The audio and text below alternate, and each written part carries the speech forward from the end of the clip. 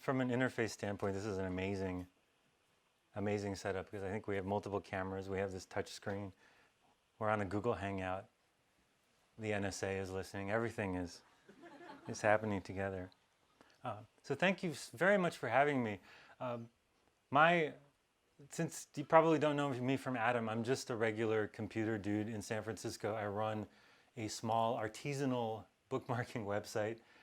By artisanal, I mean I run the whole thing myself. I have my own servers. I make my CPUs out of a piece of silicon and a sharp knife. And I have about 20,000 customers that I charge $10 a year, and I make my living that way.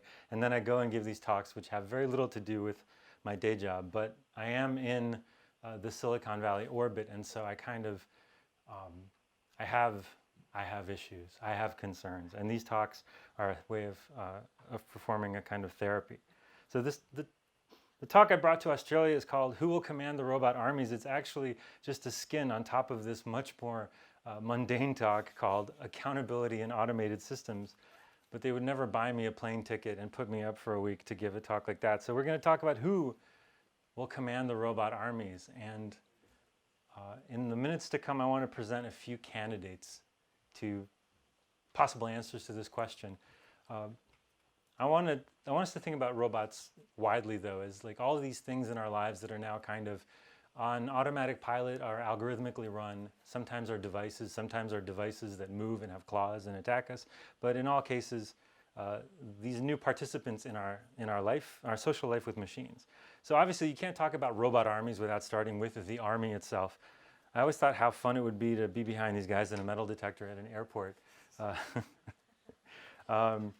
So this will be the grimmest part of the talk, and then I promise it'll kind of lift up, so it just kind of hang with me. We're going to start with dark topics where we actually have robot armies now. We've had them for 20 years or so, and we're heading towards a world where we have kind of fully autonomous weapons. Maybe the birth of these was in around 2001, where there were these unmanned aerial drones like the one you see in the photo, and somebody got frustrated looking at Osama bin Laden through the camera and realized that you could actually hang a couple of missiles under this thing and make it capable of killing people. So this has grown into a cottage industry of unmanned devices, including ones that are kind of field portable. You throw them like a paper airplane, and they zoom around the battlefield and see what the situation is without endangering people. There's also a kind of bigger one that you can now fire out of a tube, and it has a small amount of explosives in the front, so it can rove around and you can pick your target, whether it's a truck or an orphanage or a group of soldiers, and it'll perform this kind of kamikaze attack based on what you see. So these vehicles exist in land form as well. You have these little mini tanks. I don't know if you ever, when you were a kid, if you ever got these remote control cars that were on a long wire, so they weren't really very cool. But this is the same idea, where you have ordnance that roves around and you have control over it remotely so that you don't have to expose yourself. It can also save your buddy in the field. This is a robot heroically saving a human being, dragging them away. And the Russians, of course, top us always. The Russians have this thing, which it's like an automated guard dog. It patrols around, and I think if it encounters you, it asks you in a thick Slavic accent, "Comrade, what is your business here?" And if you can't answer it, it'll fire all its little weapons into you. So there's an arms race of these vehicles, and they're not all as mean as this one. Like there's this bit of nightmare fuel, which is like an automated mule. Another picture of it, a headless horse. So this is, I think, part of a DARPA project to basically carry people's luggage around on the battlefield, so they don't have to have the little rolly bags with them. And again, not exposing people to danger needlessly. And apart from these terrifying mule-like creatures, there's also just basically automated trucks and a whole thriving defense industry that is trying hard to build vehicles that help soldiers not put themselves at risk. Right?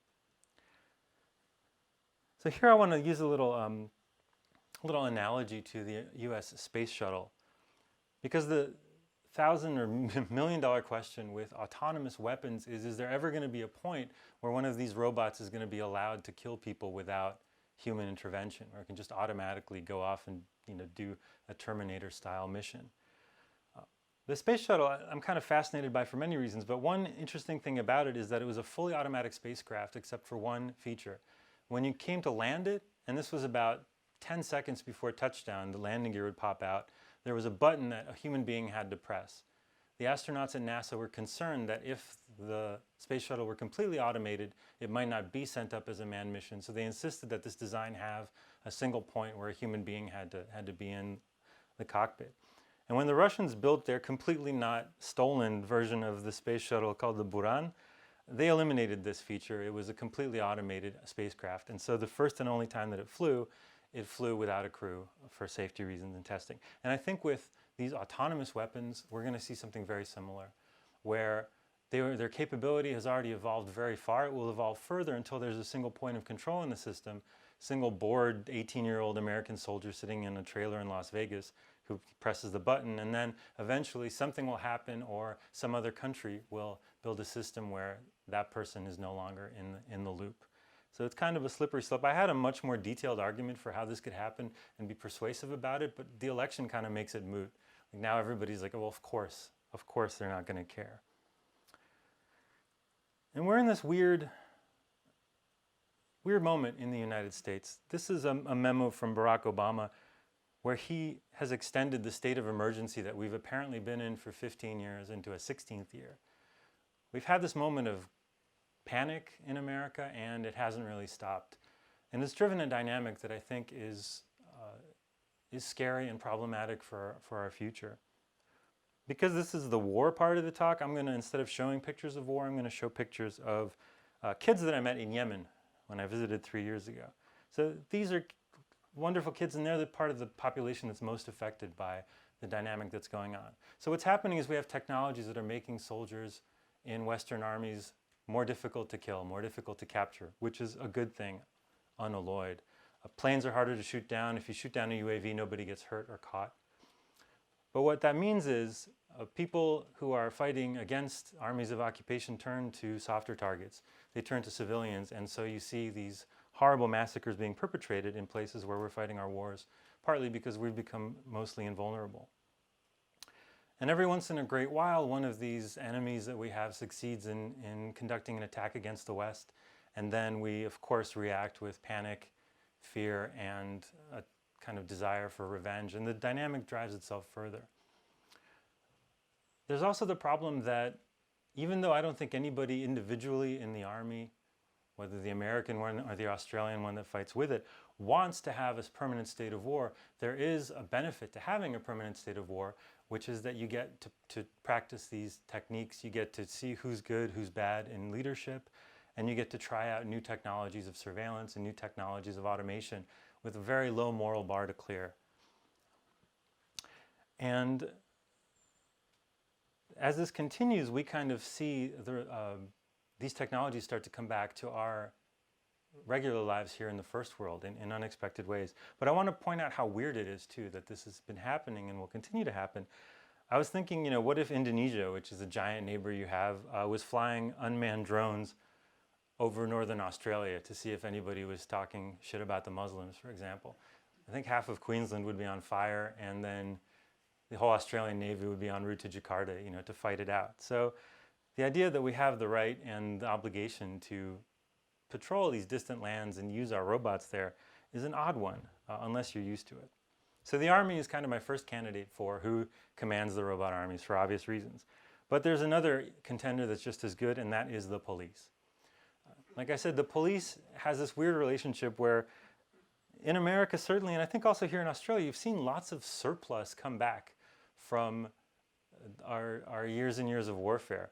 There's a militarization of police forces that is surprising and unprecedented, and you see military vehicles popping up in cities, in small towns even in America. A couple of years ago when the Boston bombings happened, we were shocked, of course, by the bombings, but we were also stunned to see that the police had turned out in full battle kit, looking like Terminators. They'd stuffed themselves into body armor, and they had tanks and armored personnel carriers. And these were just hanging on the shelf ready to use. My favorite anecdote from this terrible episode is that they shut down all of downtown Boston, but they demanded that the donut shops remain open so that they could use them as a mobile command center.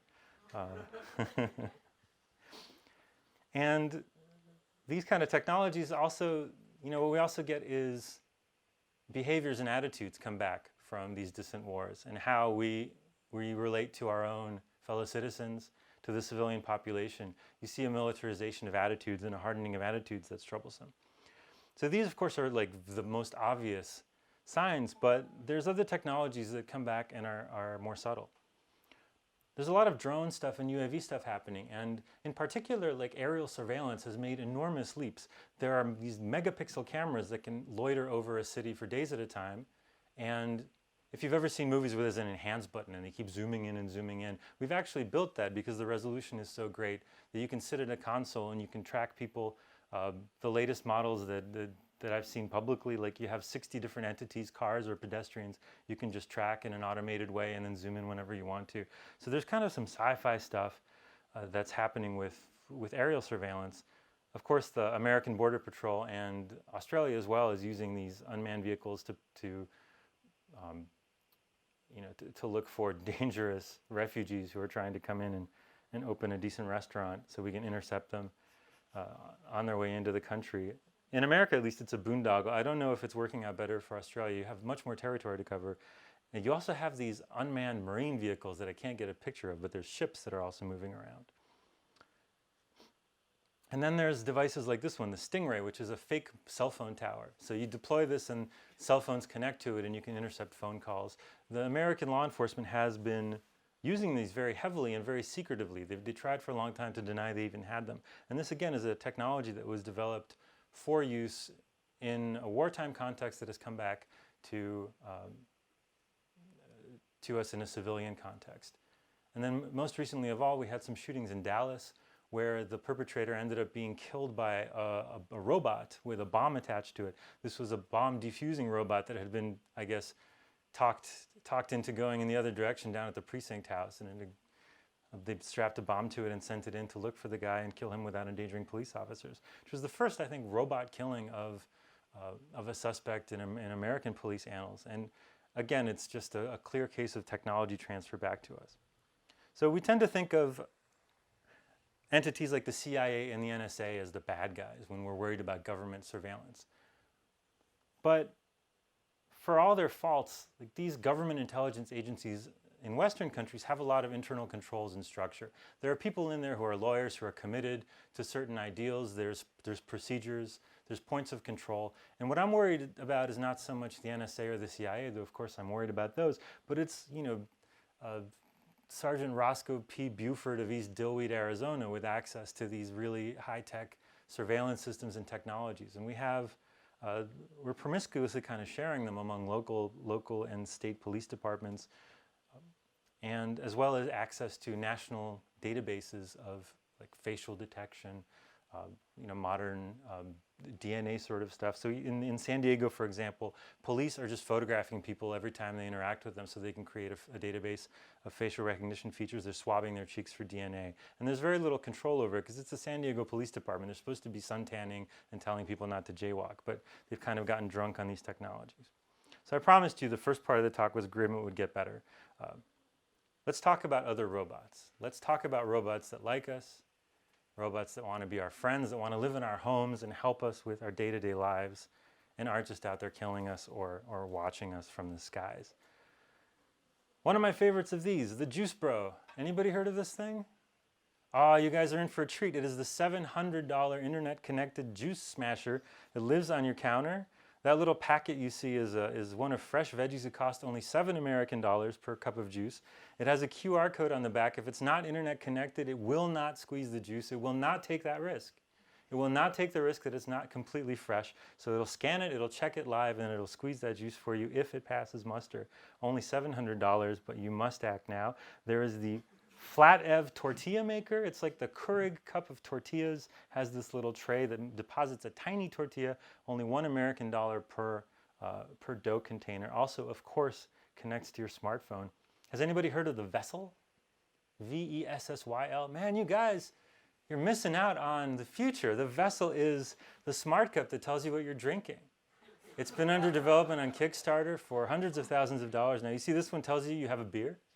You could probably just hard code that for the Australian market, but in America we need options. They've actually done it. They can't get this to work, so they've done it out. They've hard coded it for water. This is the vessel Prime, Prime with a Y, of course, that will tell you exactly how much water you're drinking to make sure you're hydrated. There's kind of a deep and profound connection between hydration and the Internet of Things that I don't understand, but there's at least like 10 internet-connected water bottles out there.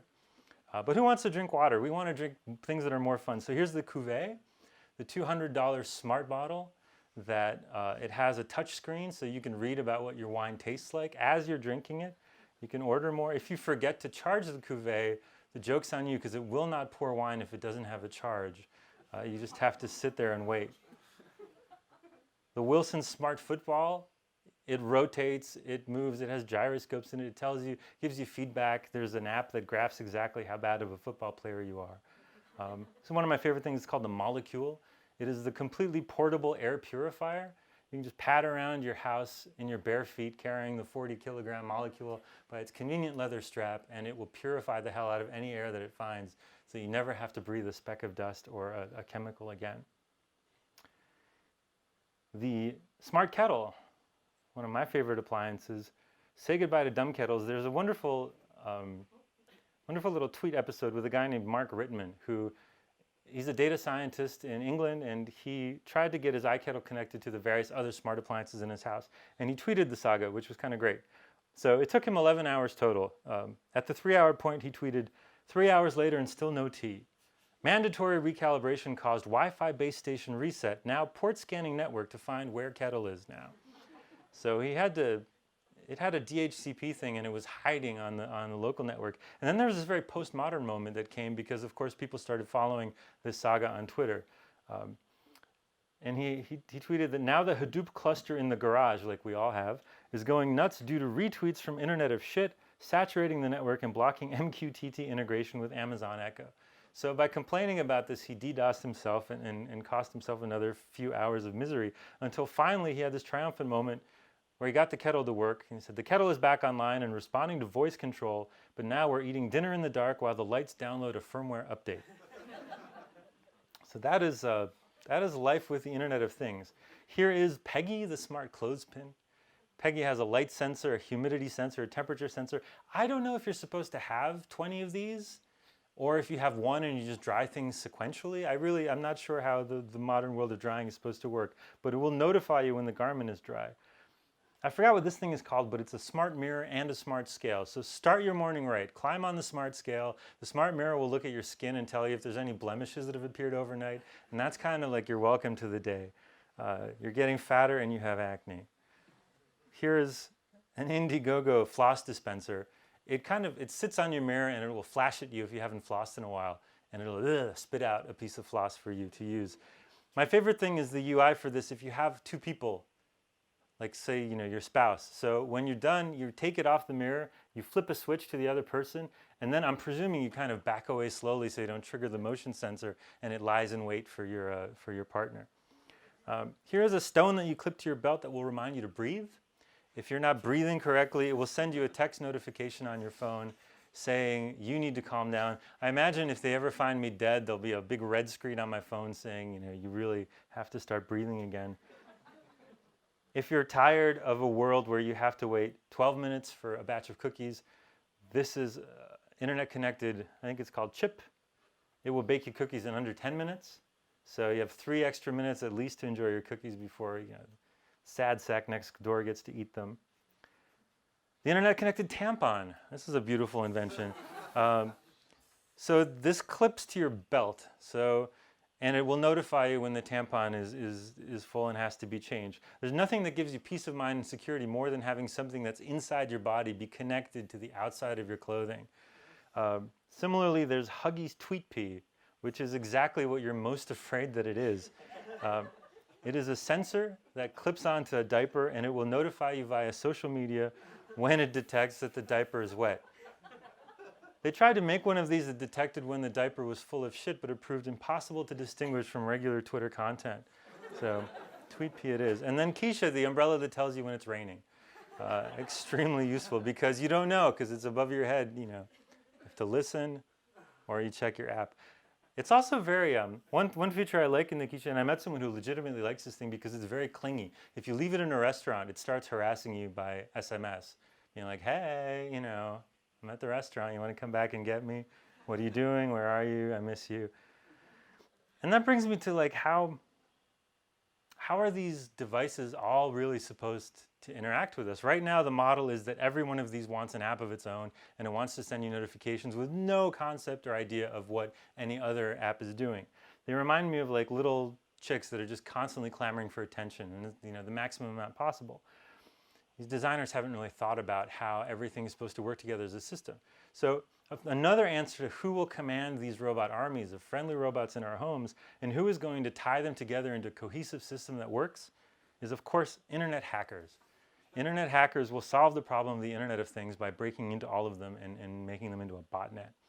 How many of you code here for a living? Raise your hands, please. All right. Raise your hand if you've ever had binary numbers projected onto you during the work experience. Me neither. Do I see one? Oh, you're a lucky man. Yeah.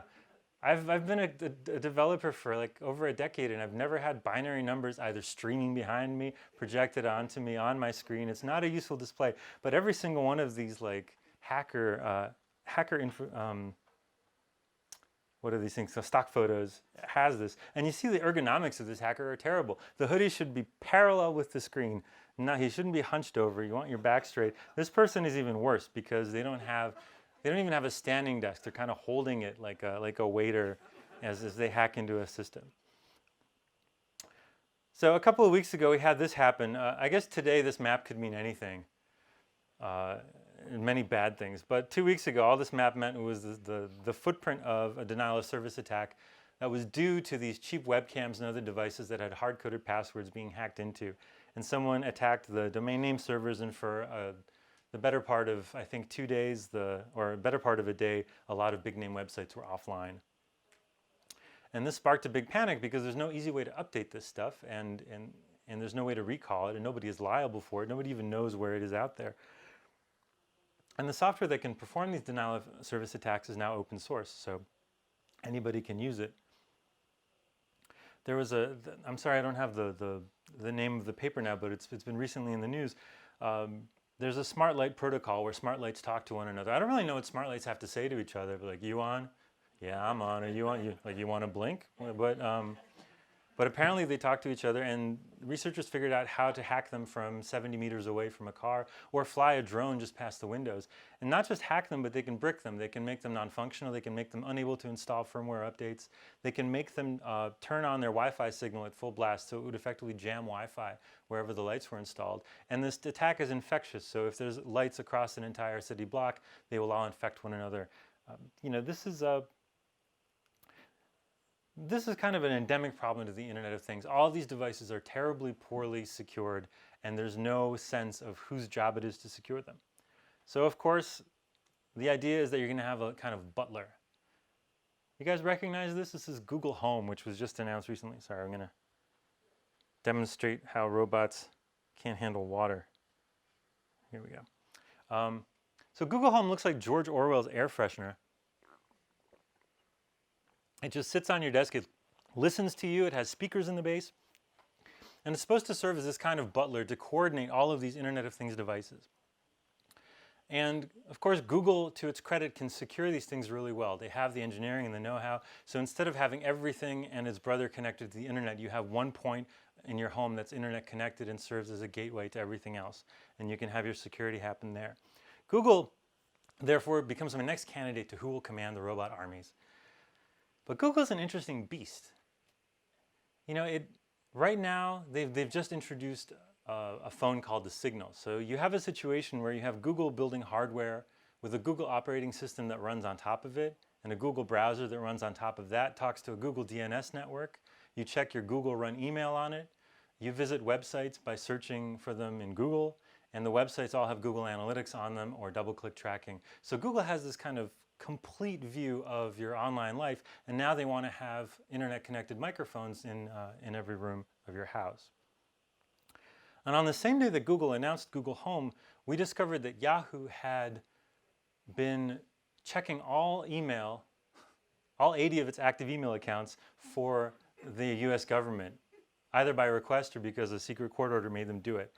And the particularly terrifying thing about the situation was that it was done without the knowledge of Yahoo's security team. Yahoo's security team is second to none. Google's security team is second to none, but that doesn't matter if you're completely bypassing them. The Yahoo security people found out long after the fact. They thought that Yahoo had in fact been hacked. They panicked, but it turned out that this software had been installed without their knowledge or consent. So this is the real problem. We're building the Internet of Things. We're putting always-on microphones in our houses, and who gets to control these robot armies? One problem of the last, I'd say 12 years, even since like Bush's second administration, is that presidential power in the United States has been increasing. The powers of domestic surveillance have gone up, partly because they've been granted in a situation where people are afraid. We've granted more and more surveillance powers to the president, partly because they've been expanded by redefinition. Secret laws that we don't know about that are interpreted very broadly, but mostly because of the same technological change that we've seen in our world, where things are getting vastly better, faster. Big data techniques allow for breakthroughs in image recognition, speech recognition, all of this stuff. The government is just using it like we are. They're getting it from the civilian side, and unfortunately, Obama has been very selective in how he uses these great powers of his, so that there hasn't been a big backlash against the degree to which surveillance exists in our lives. Most of that surveillance is in the private sector, but these are all American companies that are one secret letter away from having to cooperate fully with a brand new government that is run by a monster, who we've just elected. So this is the situation that we all face right now. So all right, Google is out because they're too scary. What about Amazon? Amazon already has this friendly cylinder. Anybody have one of these, the Amazon Echo? Do you like it? Do you have kids? All right, everybody I've talked to that has kids loves this thing. You can set a timer, like there's all, your hands are covered in barf. There's a child on each one, and you can, change music. So I find it very interesting that Amazon seems to have hit like a really useful spot with this device. And it has, now they've released these little hockey pucks, so you can also spread them through the rest of your home. Amazon, we have a more straightforward relationship with them. They just want to sell us as much shit as possible. And that's kind of laudable, and I can get behind that. Google is very weird and indirect. They want us to become immortal, but they also show us ads so they can fund that. It's squirrely, but Amazon, just buy shit. I can get behind it. And as Amazon knows about robots. It runs the cloud, the biggest, or possibly the biggest, one of the biggest automated systems in the world.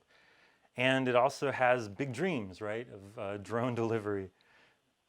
This thing fascinates me because people who haven't seen a drone or really haven't heard one don't realize how annoying it is. The sound of these is just impossibly annoying. The bigger they are, the worse it is. And it's a physical problem because the propellers spin, they have a heavy load, and the heavier the load, the more noise they're going to make.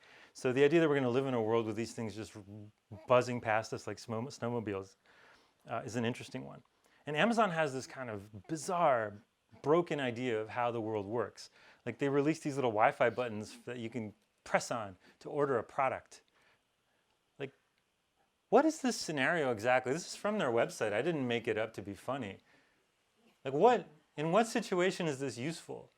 Like, you had some bad curry and you had all weekend in front of you and you're just going to wait it out? Like, even if the drone brings it to you, it's going to be a while. So I'm fascinated by just the mental model that Amazon must have. But we have a Trump problem with Amazon too. Jeff Bezos just the other day, after the election, "Congratulations to real Donald Trump. I, for one, give him my most open mind and wish him great success in his service to the country." We see our tech industry is folding without even any pressure being applied. Obama's still in office and we're already kind of kowtowing to our new authoritarian ruler. And this is the guy who runs the cloud, so that's a pretty big deal, and owns the Washington Post, which is one of the most influential newspapers in American politics. But I want to talk about a different aspect of Amazon, which is kind of their other robot armies, the people that work for them. Has anybody read Karl Čapek's RUR, the play that introduced the word robot? I didn't either. I felt I should because I'm giving a robot talk. And so he coined the word in the 1920s. What really surprised me in the play was that the robots weren't mechanical. The robots were biological creatures. Even though their stomachs and muscles and bones were made in factories, they were assembled and they were identical to human beings, except that they didn't feel pain, they didn't feel boredom, they weren't afraid of death. They were, all they wanted to do was work and be productive. And this is kind of who Amazon hires and employs behind the scenes now. Not just Amazon, but they're a good example because they have such an enormous workforce. What's interesting to me is that in the United States and wherever else they can get away with it, Amazon doesn't hire these people directly for the most part. There's a year-round staff and then there's seasonal people. The company they work for is called Integrity. And in an American corporate context, integrity, calling your company Integrity means that it's probably the lowest, sneakiest thing there is around. The nicer the word, the more suspicious you should be of what the company does. Clear Channel was another good example of that, which was the radio ad monopoly. So Amazon has this ideal of a human worker who is never seen, who is never ill, never has to take time off, has total schedule flexibility, and they're not responsible for. There's a lot of startups, in fact, that follow this model where what they're actually selling you is repackaged labor, low-wage labor, but they're dressing it up to look like a high-tech startup. We have this thing called Blue Apron in the United States. Does Blue Apron exist in Australia? Have they?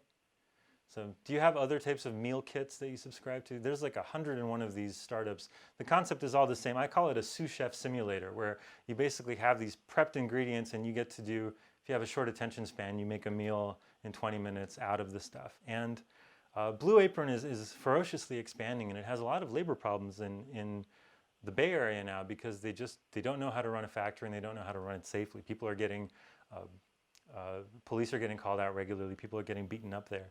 But the attraction is that you have very cheap labor that is just repackaged beautifully for you that you don't have to think about. We're kind of used to this in the context of globalization. The laptop I'm presenting from obviously is made in China by people who work low-wage jobs. My hope is that they're people whose lives are improving because they came from out in the village somewhere and they're sending money home to their families. But that's part of the deal with the devil we make in a globalized society, is that we know that a lot of the clothes we wear, the stuff we use is made by low-wage laborers, but it is made by people far away from us. And here we have people who are our fellow citizens, but who are kind of behind this computer interface.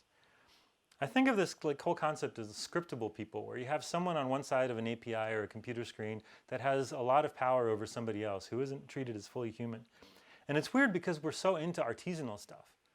We can sit all day and listen to how our pork is grown or how our bread is baked by someone and their life story and how they like to caress the dough and things like that. But we don't really want to hear about the artisanal nature of the person who packs the Amazon box. How fulfilled they are and how much they love their job. We just want to pretend that they don't exist and automate them away if possible.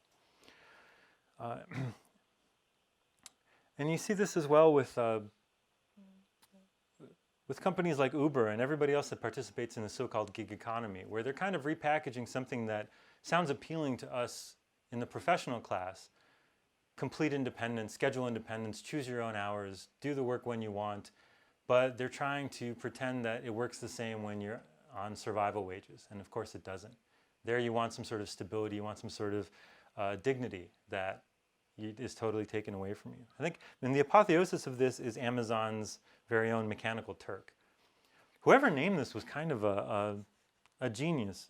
Like Mechanical Turk was originally this device here, it was supposed to be a chess-playing automaton, and you see there's a little seat that a person snuck into and clandestinely controlled the arm so that it could win chess games against human opponents.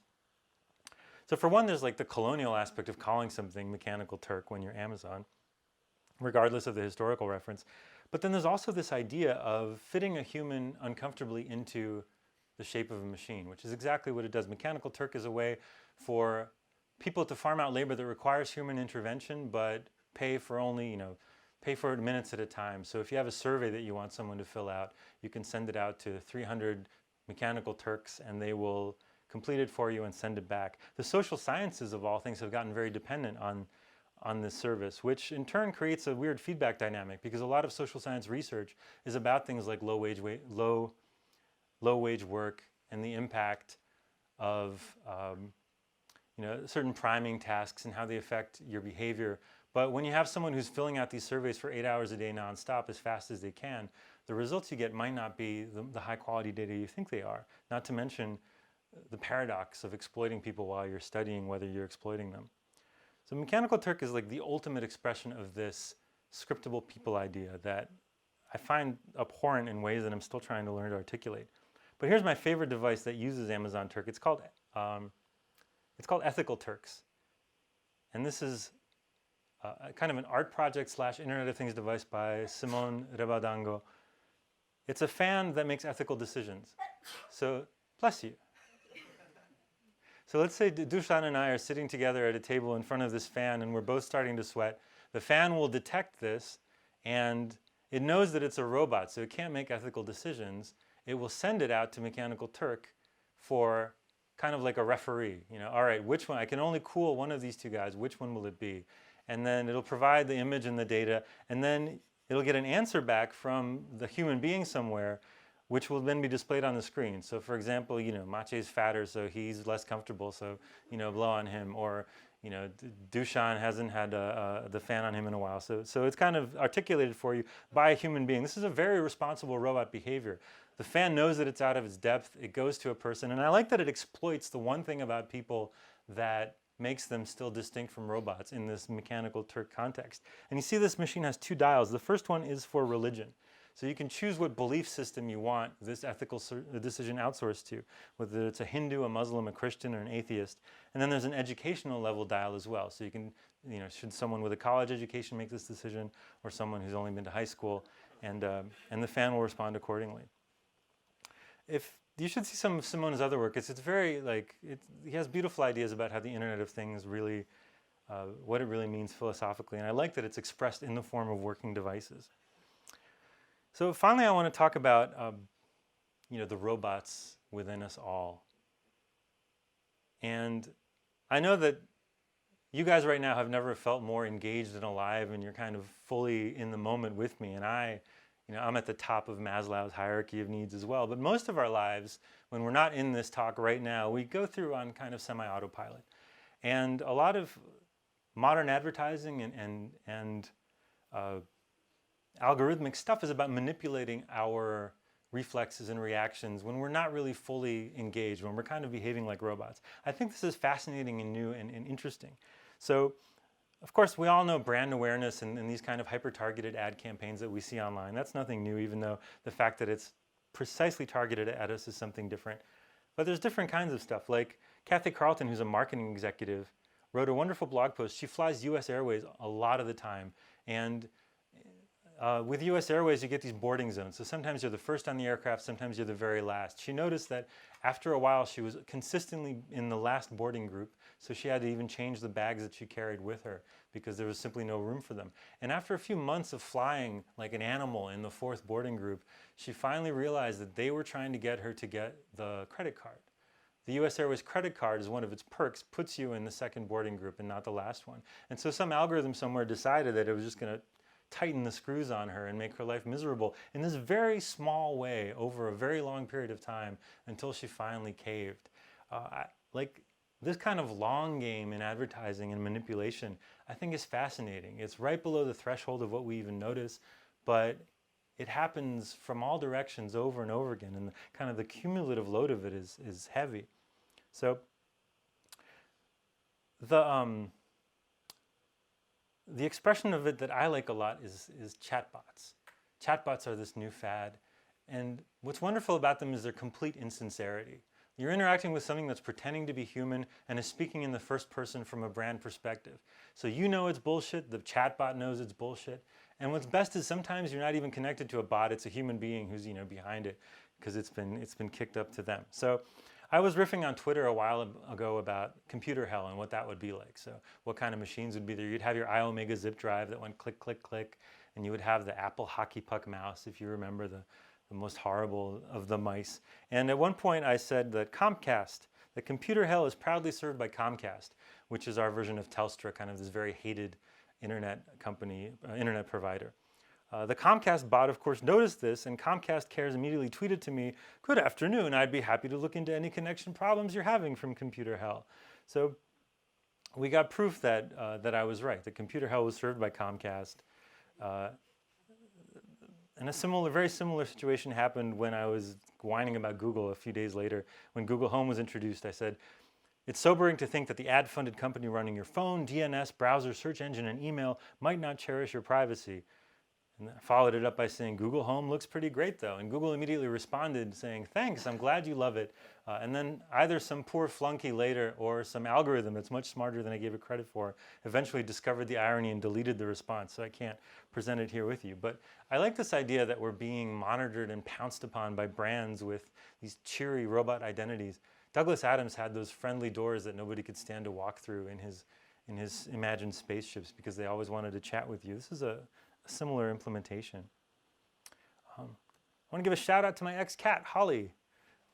She was a great animal.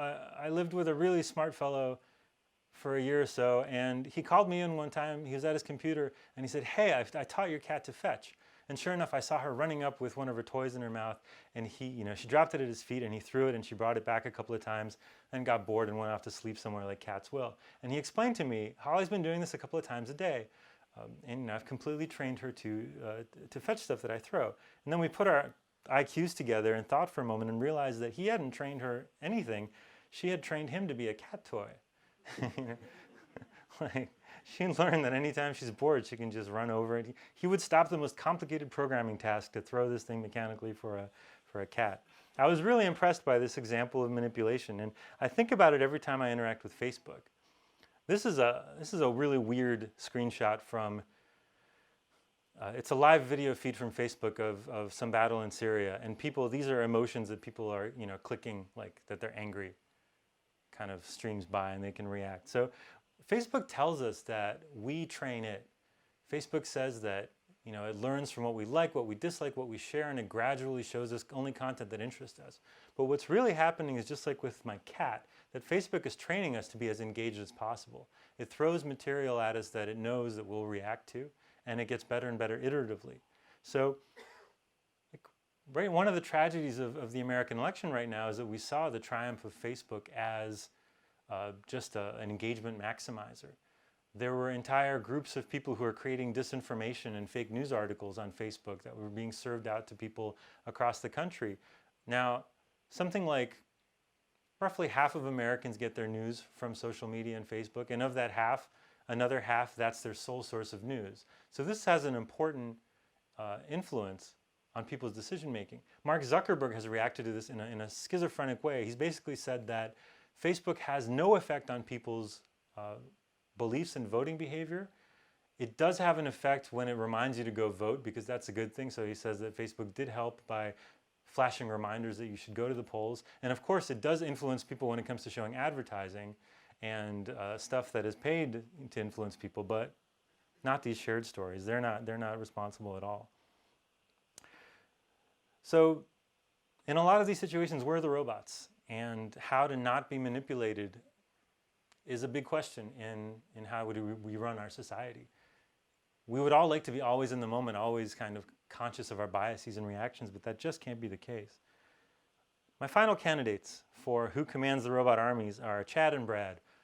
I don't know who these guys are. Chad and Brad is my mental shorthand for programmers that can't be bothered. They've had a busy week. They just got to crush the code and get it out there. So for example, Chad and Brad designed Pokemon Go. When it first came out, Pokemon Go demanded every permission on the planet. It could read your email, see all your contacts, buy and sell your house, disinherit your children. It had every permission possible. And the first thing that it did was ask for a photograph of the inside of where you lived.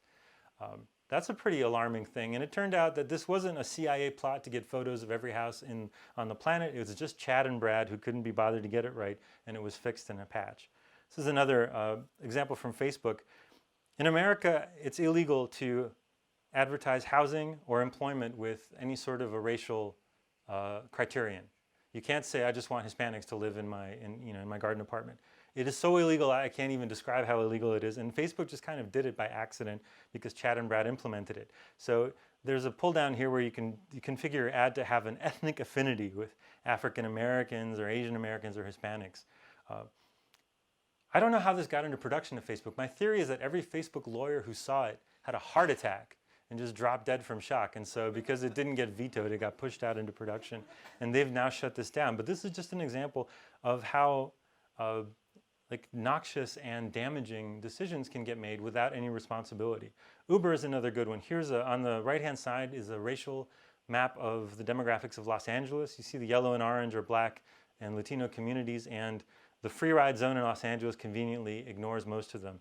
They do the same exact thing in Chicago, where there's a zone that's considered downtown Chicago that is only half the city, because the other half of the city south of this highway, it doesn't fit the demographics that Uber wants. My guess is that Chad and Brad just looked at zip codes and did a cutoff at a certain income level. But of course, by doing so, they reinforced 2 centuries or more of racial discrimination. And a great example is just the other day after the election, Facebook popped this up at me saying, give me your address and I'll tell you who got elected in your district. San Francisco has tons and tons of elected representatives, but here's a site that knows everything about me, who my friends are, what I like to do, where I've been, where I travel. The only thing it doesn't know is where I live. And the moment after Trump got elected, it wants me to give my exact physical location to them so they can display that back. It's a remarkable lack of imagination. So let me recap. Who will command the robot armies? Maybe the actual armies will command the robot armies. Maybe it'll be the police. Maybe it'll be deadly hackers. I guess not Russian anymore because we're friends with them now. The next bad country. Perhaps it'll be Google. Perhaps it'll be Amazon or Facebook. Perhaps it'll be some tired-ass programmer who just can't be bothered and wants to go home. Maybe it will be all these brands that just want to interact with us. And in preparing this talk a few weeks ago, I wanted to end on a really upbeat note and say that who will command the robot armies ultimately is all of us together as a society, holding hands with our Coke in hand, with our song on our lips. But I don't think it's true. I think that what we've discovered is that the people who are going to control these technologies are those who want it the most. And I'm not persuaded that we want it speaking now as techies. We just don't want it. We want the control without the accountability, without the responsibility. We want to have employees, but not pretend that they're not really employees, that we don't owe them a living and livelihood, that they're independent contractors. We want to push things forward algorithmically, but say that we don't have editorial control, we're just tech companies. We want to build all of these automated systems, but we don't really feel responsible for how they change society around us. And the only solutions that I'm really hearing are, we're just going to build more. We're going to automate further. We're going to invent self-driving cars. We're going to have rockets to Mars. We're going to rebuild cities de novo from scratch. I would kind of like that. This is if you're Futurama fans, someone did this beautiful rendering of what Futurama might look like. I'd be into living in that. But the problem is that, we're not going to get a new set of technologies that solve all our problems and don't bring additional new problems that are even worse. That's not how technology works. So what we have to do is take these tools that we have and buckle down and learn how to use them responsibly. To conclude quickly, on my way here, I stopped in 2 places because I'm a wuss about jet lag. I stopped in Dubai and Singapore. I didn't really think about the significance of it, but as I was walking around, I realized they both represent this kind of future that we could go towards. Dubai is the apotheosis of the gig economy, where people work with no protections. It's a society based 80% on expats who come and do contract labor and go home and have no path towards citizenship. And in many cases, have no protections at all legally, de facto. You can't go to court and sue an Emirati and win a case. The best you can hope for is to be sent home to Bangladesh or the Philippines. And Dubai is upfront about this. This is the social contract. They're building a city in the desert that didn't exist 20 years ago, and this is how they've decided to go about it. Singapore is a different case. It's like the world's tastiest police state. I don't know how to feel about it. It's another city that's come up from nothing in the last 50 years. The trade-off there is that you have surveillance, you have kind of a nanny state that looks into every aspect of your existence, but in return you have prosperity, you have racial harmony, and you have kind of a guarantee that you're all in this together. Here's a user experience thing I like in Singapore. When you pass the border, they give you this card, but you only get it once you're in Singapore. So if you happen to have, I don't know, a kilo of heroin that you're smuggling internally, you're in for a rough couple of days while while you wait to see if they catch you. But to be fair, people who live in Singapore don't feel like they're oppressed, all the time. And I don't really know how I feel about it either. But as Walter Sobchak would say, whatever you feel about these two cities, Dubai, Singapore, at least it's an ethos. At least they have an idea of what they want. The leaders of these places built them with a goal in mind, and they've moved towards it. We haven't. We haven't planned a thing. We've just built these technologies on the basis that if it's cool, if it earns money, if it satisfies a technical itch, or if it's possible, we're going to do it, and it'll all work out fine. What we've done in the end is build a panopticon society where we have an amazing set of tools for looking deep into what everybody is doing, following them around, tracking them, and to no clear purpose. We don't really get a lot out of this. We have advertising-based stuff that's very inefficient, and now we have an orange monster in the United States who has taken the reins of power and has access to everything that he could possibly want from these technologies for 4 years and probably for 8. So we got to pity the poor robots. They kind of depend on us. We've built all this stuff, and I think it's incumbent on us to treat it better and to run it with some sense of purpose. And I think it's especially necessary that these people that we've surrounded with surveillance tools, without their consent, we need to now take steps to protect. This isn't just true for me in the United States, but because the internet is centralized and those companies are mostly American companies, it's true for all of us together. And that's going to be the big challenge for the foreseeable future. And this kind of sums up how I feel. I did want to say, I said this at Direction, I want to say it here. Australia is a nice place to receive terrible news. It's been a really bad week for a lot of American expats, and you guys have been phenomenal in treating us nicely. So I want to thank, society to society, thank you for that. And I want to encourage Dushan to invite me back next year so I can talk about who will command the robot navies. I don't know if we have any time or if you have any interest, but I'll take questions either individually or as a group if you want me to. Thank you.